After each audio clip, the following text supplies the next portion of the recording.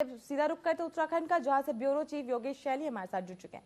जी योगेश जी, आज ऐसी कौन सी खबरें जो पूरे दिन सुर्खियों में छाए रहने वाली? बात करेंगे एक बिल की जिसे राज्यपाल ने मंजूरी दे दी है। क्षतिपूर्ण बिल को राज्यपाल ने मंजूरी दी है, इसको लेकर क्या कुछ पूरी अपडेट है?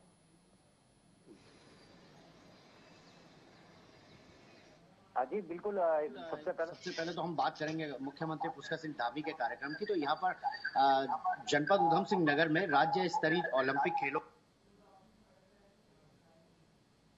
देर में रुद्रपुर पहुंचेंगे, जहां वो अंतर्राज्यीय स्तर के जो खेल प्रतियोगिताएं हैं, ओलंपिक खेल हैं, उनका शुभारंभ करेंगे।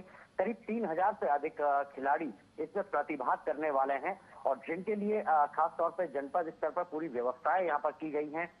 जो भी खिलाड़ी बाहर से आने वाले खिलाड़ी हैं या दूसरे प्रदेशों से भी जो यहाँ पर अपना खेल का हुनर दिखाने वाले हैं, उनको लेकर के भी खास तौर पर जो फोकस रहेगा कि खिलाड़ियों की प्रतिभाओं को उभारा जा सके और राष्ट्रीय स्तर पर, अंतर्राष्ट्रीय स्तर पर वो अपनी प्रतिभाओं को दिखा सके।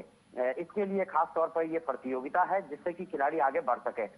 इसके अलावा बताएं कि चारधाम यात्रा की अगर हम बात करें तो चारधाम यात्रा वापस एक बार फिर सुचारू रूप से संचालित होने लगी है। पिछले लंबे समय से कहा जा सकता है कि 1.5 से 2 माह हो चुका है।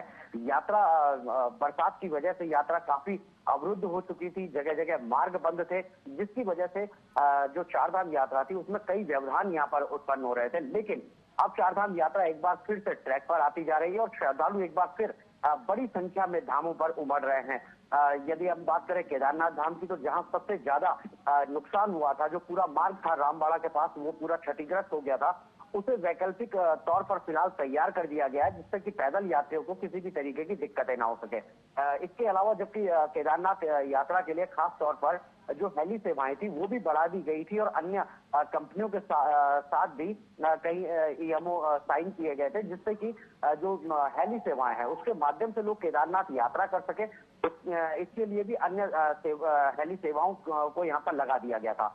तो कुल मिलाकर कहा जाए कि यात्रा एक बार फिर से सुचारू रूप से संचालित हो रही है और क्योंकि अक्टूबर माह में ही कपाट बंद भी होना, तो इसलिए बहुत अधिक संख्या में अब यात्रियों के आने की उम्मीदें यहाँ पर जताई जा रही हैं, जिसको लेकर के प्रशासन पूरे तरीके से अलर्ट दिखाई दे रहा है। वही बात करें लोक निर्माण विभाग की, तो लोक निर्माण विभाग जो भी सड़कें क्षतिग्रस्त हुई हैं उनको जल्द से जल्द बनाने के लिए एक बार फिर टीमें मुस्तैद कर दी गई हैं। जहां भी मार्ग अवरुद्ध हुए हैं या जहां सड़कें पूरे तरीके से खत्म हो चुकी हैं, वहां पर जेसीबी और पोपलाइन की मदद से सड़कों को फिर से दुरुस्त किया जा रहा है, जिससे कि यात्रा में किसी भी तरीके की कोई परेशानी ना आ सके। जी।